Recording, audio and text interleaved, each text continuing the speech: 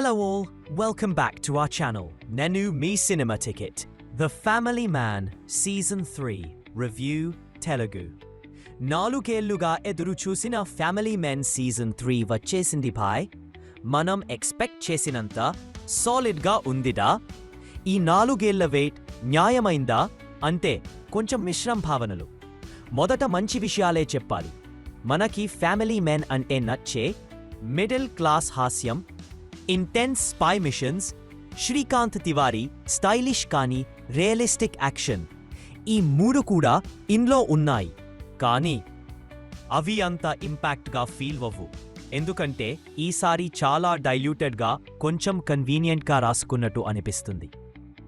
Season 1 and 2లో మనకు ఎప్పుడు ఏం జరుగుతుందో ఆ భయం, అదే అసలైన హైలైట్.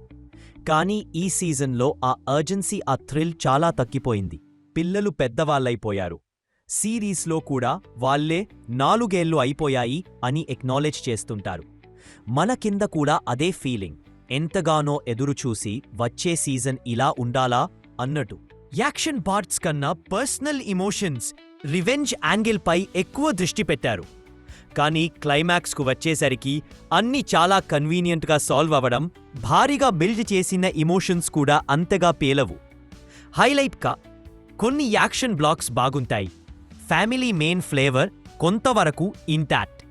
నెగటివ్స్: రైటింగ్ కొంచెం లేజీగా అనిపిస్తుంది. కొన్ని ఇమోషనల్ బీట్స్ వర్క్ అయ్యే టైంలోనే డ్రాప్ అవుతాయి. ఫైనల్ వర్డిక్ట్: చూసేసేంత ఎంగేజ్మెంట్ ఉంది.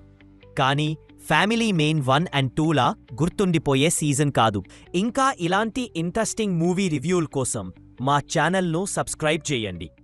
Until next time, keep watching great movies.